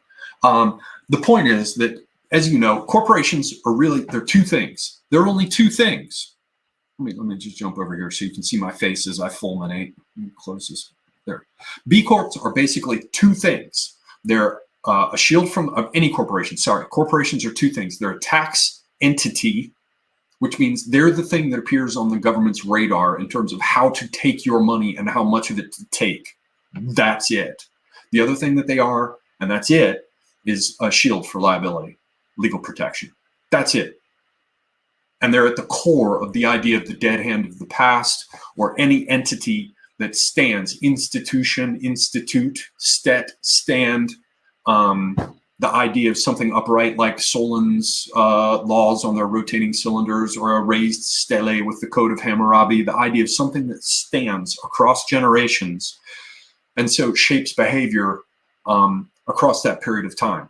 That's what a corporation is. It's our current technocratic thing that is recognized within the world of governments and taxation and finance and all the rest. So what did we have happen here? We just saw someone go for the very, very core, for the very, very root to create a B Corp. And everything that I just read from on here, let me go back to the other one because it really just does cover it. I mean, what did we get, like little, buzzwords and bullshit? First, they're accelerating a global culture. That means commie, globo homo. Build a more inclusive and sustainable economy. Public transparency, social, environmental performance, lower levels of poverty. Basically, it was just like, we're going to come up with a type of corporation that will reward you in terms of taxes if you're a commie bitch. That's what they have there. Now, as an exercise, would it not be interesting to think about, well, if a B Corp is for a bullshit commie corporation, what would well, I'm not even going to put it out there. You guys can come up with your own letter designation. But if there were a right wing, let's call it R Corp, just to be neutral. If there were an R Corp that we proposed and wanted to put together, and by going to sort of the furthest point upstream to where the taxable entity is designated and recognized and the corporate liability is established, what would we call it? That could be an interesting undertaking. Now, B Corps haven't taken off, but they've got their thing out there. God, sorry, I got bitten on the back of the neck by a mosquito mowing the lawn. I fucking hate mosquitoes. Anyway, what would happen if we went looking for something along the lines of an R Corp? And even if we didn't have much success setting it up at first, what would be the value of the intellectual exercise involved in saying why we want this sort of corporation? What would our buzzwords be versus these? And how would we distinguish ourselves versus these B Corps? This seems to me to be a very interesting thing to undertake. There's another subject that we should be looking at, which is giving them something to waste their time with. There is no end of examples of what the left has done in terms of just creating bullshit to give us to fight over. Like, think about in the Muslim world, the way in which Israel is used by countries like the United States and others basically to keep everybody over there in a tizzy so they can't focus on anything else. Now, I'm not saying there aren't other things that Israel is involved in. I'm not saying that there aren't other dimensions in terms of the relationship between Israel and these other countries of the West. But one of them, no doubt, is that as long as everyone in the Middle East is going, Israel, there are certain other things that they don't focus on. Give them something to play with. We've all seen the image of the child and the idea that in order to get the little kid to let go of whatever it is that he or she is holding on to and won't let go of, you have to give them another toy that they can look at. And suddenly they decide they aren't even interested in all that. They want the new toy, right? What is it that can be laid out there like chaff, kicked out the back end of a fighter when rockets are on its tail in order to distract and delay? Believe me, there are rooms full of commies, and they think of things like, what are we going to give the right wing to like freak out about, that they can all talk about, that they're even thinking about and foaming at the mouth about, is just a waste of time. There's enormous amounts of that. Let's call it chaff. Let me go ahead and put a note in there. It's like chaff. But that's strategy. See, we can be like, oh, well, I know what chaff is. I've seen it. They use it. They use it on us. I know what chaff is. That's not the same thing as identifying that it can be used and then sitting down with a group of people to develop, I don't know, 50 or 100 types of chaff that have been prearranged and thought of so they can be deployed as distractions when necessary. That's what comes with strategy. Another one, the subject of stalking horses or cover, the mask worn as one approaches. What provides cover? So what are our strategy and tactics as regards cover? Explicitly explored. You know, a lot of the streams that you will see with like AA and AA, God, I can't fucking talk. AA and Charlemagne and others like this, they'll be talking about like, you know, let these other people take the heat. Like I caught one just recently that had Oren and Charlemagne and AA talking, and they're like, you know, let people like Lawrence Fox and shit take the heat, right? That's one aspect of cover. But think about what would happen if you sat down and intentionally undertook to list all the different ways that you could create cover for yourself. Imagine if you had a group of people and they're like, all right, by 5 o'clock today, we want to get in all the suggestions for wank boy losers, centrists who pretend to be right wing, who can provide us with cover. Okay, make sure that you get them in before 5 o'clock and add a little note at the bottom that indicates what you think their biggest weakness is that will make left-wing people go crazy, right? Then you've got them. They're in your holster, right? There it is. Just like this business of things to have them waste their time with. You know, chaff and cover. Chaff and cover. Who can you move behind? how can chaff be arranged? Well, we have to identify these things and we can't use them. That's the problem with the vast majority of the so-called dissident right, is that they're like, oh, and I do it, I do it, I do it. I'm not going after anybody. All of us tend to go, oh, of course they're doing that. I totally noticed that they're doing that. Oh my God. I mean, it is really effective, but you know, they're doing it and I can see it. So it's not effective on me, but it's effective on everyone else. But I mean, I guess we could do it, but I mean, we can't exactly do what they did already, because I mean, if we did what they did already, I mean, it wouldn't work anyway, because I mean, they've already pulled the ladder up.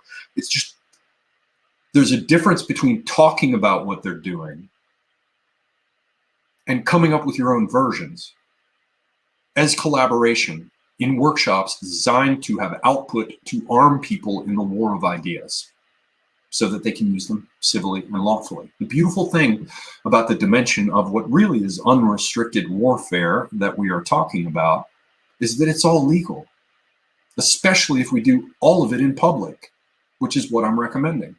And note that I have not set forth any kind of title in terms of what this group of people is, or a name for the operation or the rest. It should have no name.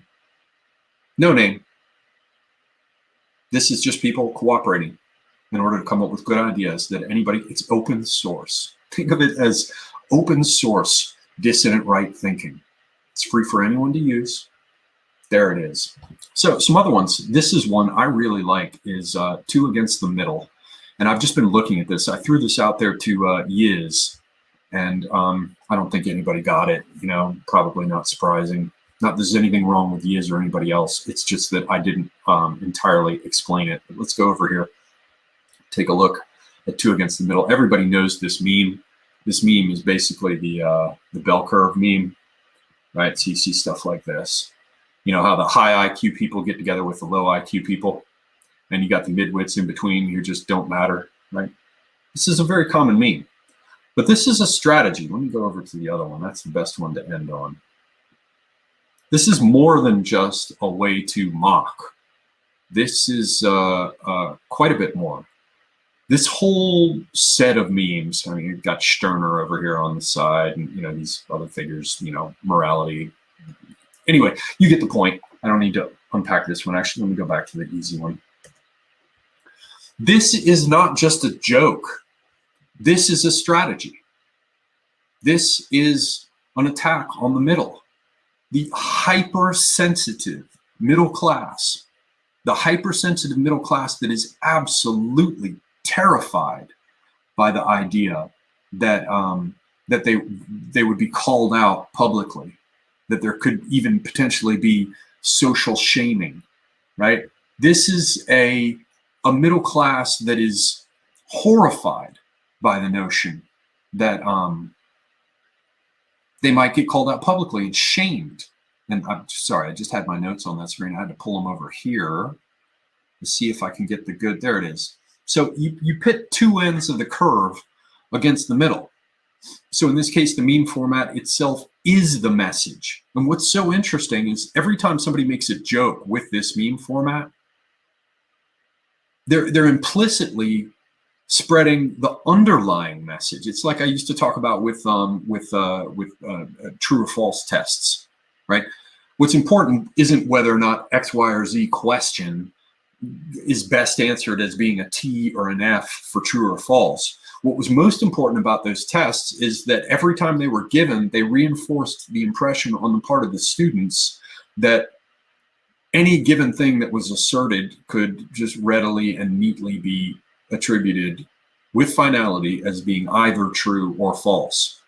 So what's most interesting for me about this meme, and what speaks of a strategy, and I tend to think it maybe even wasn't just grassroots, that someone quite bright, way back down the food chain introduced this as a way to bring this entire strategy into play, is that this is two ends against the middle.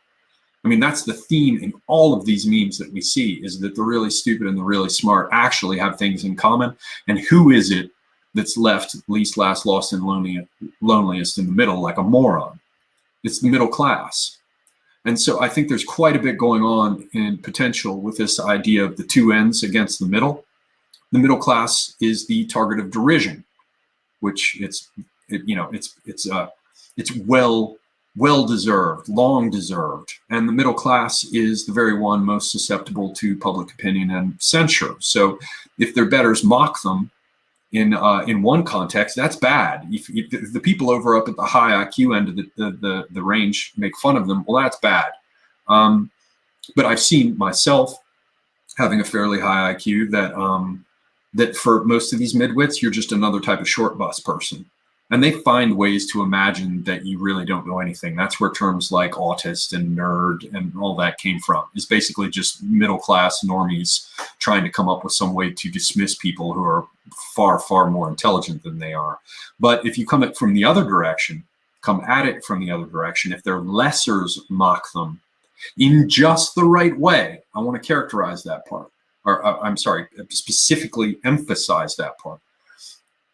If they are mocked in just the right way by their social inferiors, this would probably be even more effective. Shame being what it is, the middle class being susceptible to shame as they are. I mean, what middle class person could bear being shamed by their social inferiors? They're just they don't do well with it. That's why they're so susceptible to guilt from those they deem as their social inferiors. So this very gambit is the one that was leveraged by those who push their universalistic religion.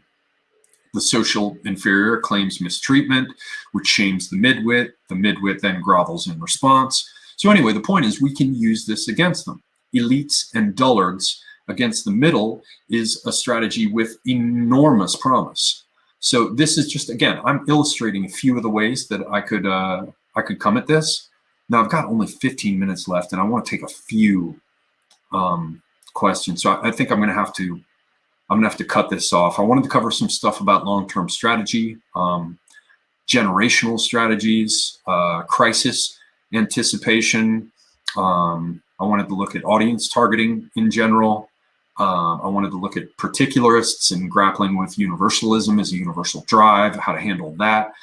So there are a few things that I didn't have time for, but I do want to take some questions at the end. So ladies and gentlemen, what I'm going to do is I'm going to come back right here to you. I will be gone for roughly 30 seconds while I go roll myself a couple of cigarettes. While I am doing that, please address any questions to me that you might have under the title Semiagog. And as soon as I get back, I will answer them. Thank you for staying with me this far. I hope you will stay with me to the end. I will be back in just one moment.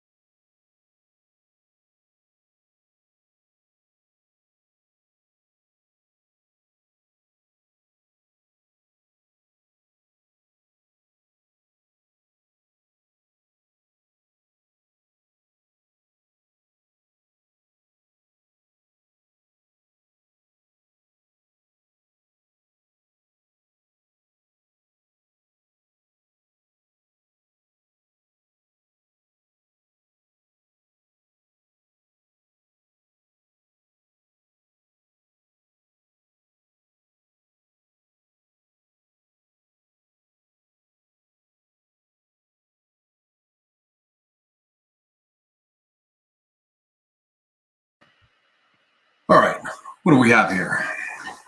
Questions, ladies and gentlemen. Questions, anything, anyone? What do we got?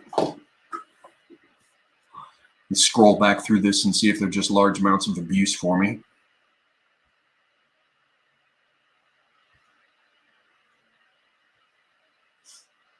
I'm gonna have to go back through this chat. Some interesting little points here. Do we have no questions? Is it time for me to simply go away? I have 10 minutes left. I was hoping to at least enjoy this cigarette. Something from White Healing. What is this? What is this one? Semiagog, Iron Age, Jodish on Facebook is knowledgeable about personality types since you're trying to make the most productive and synchronized team. Yes, there's also Right Ruminations, who's good with with at least the Myers-Briggs types. What else? What else, ladies and gentlemen? But I'm going to stop. I'm going to try not to do accidents tonight, other than the ones I've done already. Do we have any questions, any suggestions? This is your time. Shape how this goes forward. See, one of the big things is stakeholders. And what I learned way back when is that if you want to introduce some sort of idea into an organization, however loose in it, and remember that under this umbrella, you could have the idea of the quote unquote dissident right? In order to do that, you get buy-in from stakeholders. Man, if I could tell you the number of years it took to learn that you had to loop those people in and get their input, or they would fight you tooth and nail, simply because they resented the fact that you did not recognize their value, which they had,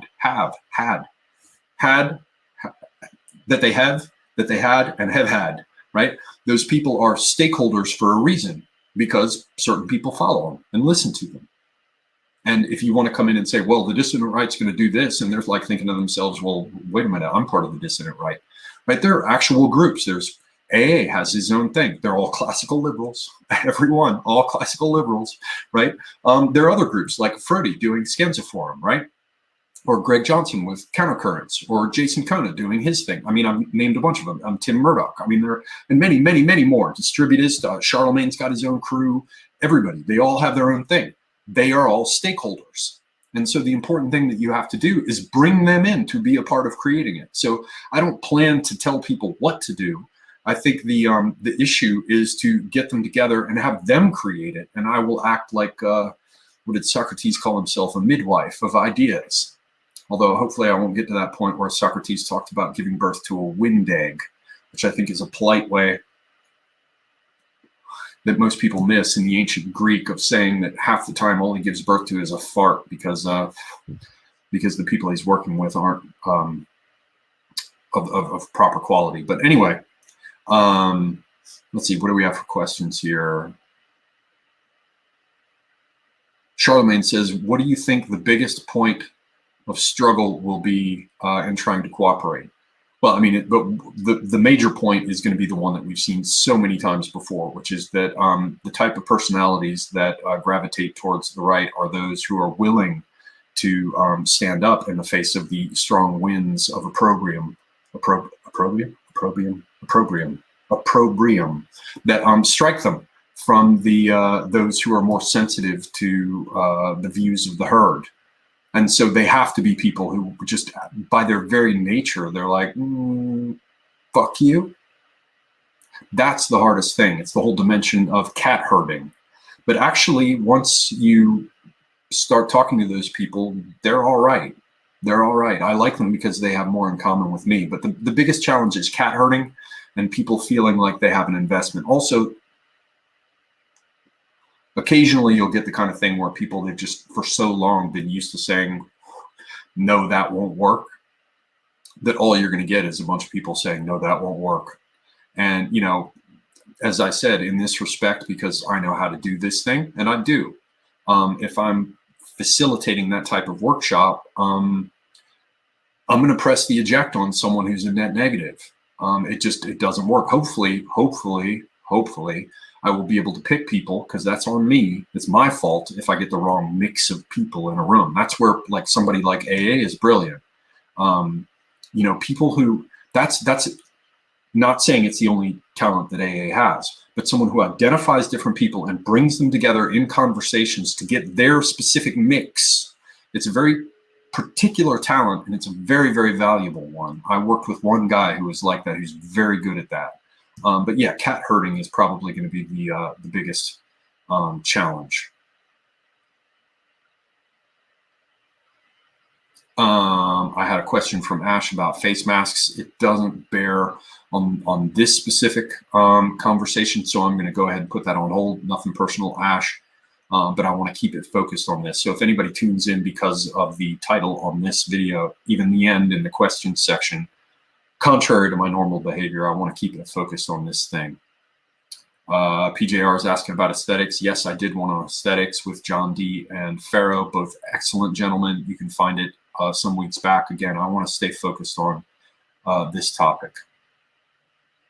Dark Helmet asks if we're entering World War III already. We've been involved in World War III since before World War II. So make of that what you will. It's a good quote. We've been involved in World War III since before World War II. Unrestricted warfare being what it is. All right. Do we have any further questions? Oh, I'm going to be, Charlemagne says, if you compete with the mug, no, where was it? Charlemagne's, that's the one I wanted. If you compete with the mug, merchant war will be declared. No, I will be producing mugs. I've got lots of them. The best one, well, I won't say it. Someone will swipe it off of me. Men Like God says you should do a road trip like Rushvi and hold conferences in different cities, except that if I do it physically, it can be interrupted and it requires more resources and energy. Why not do it remotely? It's that whole thing. I mean, I'm not fully on board with AA's things of like, don't do it in the real world. I think that that's, there are many good reasons for him to say that. However, I draw the line with the idea that that's a hard and fast rule. There are exceptions to every rule. So, so I tend to think that doing it remotely in order to get the conversation started as quickly and as easily as possible, that's what's most important. Hard to Watch says, I'm looking forward to what kind of memes and messages these workshops will create. That's part of it. Part of it is a strategy, though, and not just a strategy of what must be done, but also what must be done in what order.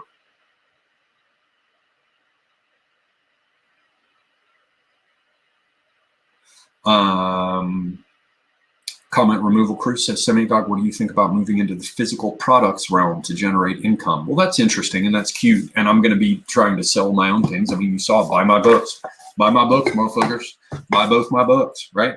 But this is chump change. The people who actually have money that we need, those people, I mean, for them, like really to write a $100,000 check is chump change. I mean, really, let's be honest. For them to write a $10 million check is chump change.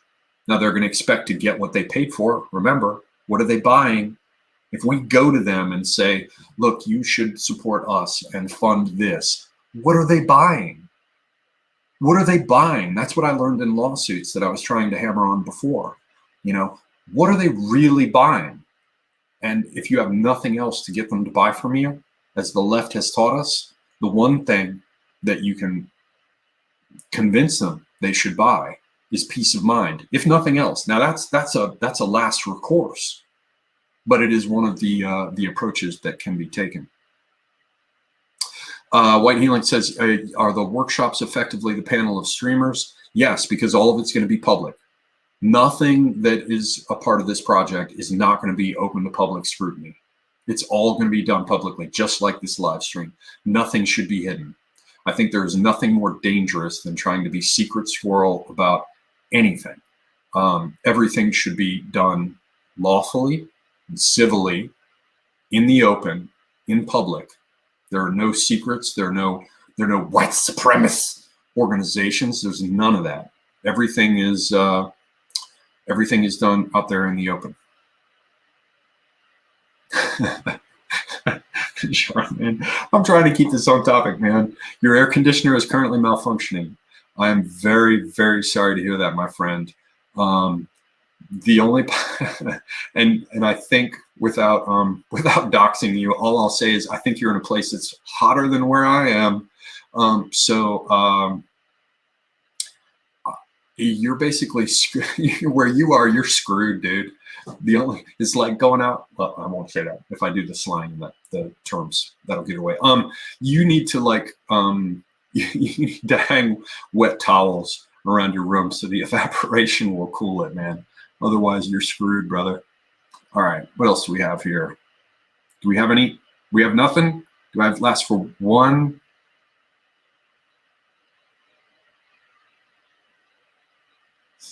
We got one from Jesse J. And I've actually thought about this. Yeah, I probably will do this because the 2 hours is really a tight limit. So yeah, in future, what I would do if the people who are participating have the time for it and everything else is stop at 2 hours and then immediately start a new stream. Yes, I will be doing that. probably, and I have thought about it. But the point is that it's going to go beyond 2 hours versus 4 hours. So that for sure. So that is my general presentation of the ideas I have tonight. Thank you all very much for joining me on a Saturday night. I know you all had more important things to do, like suffer in the heat without an air conditioner.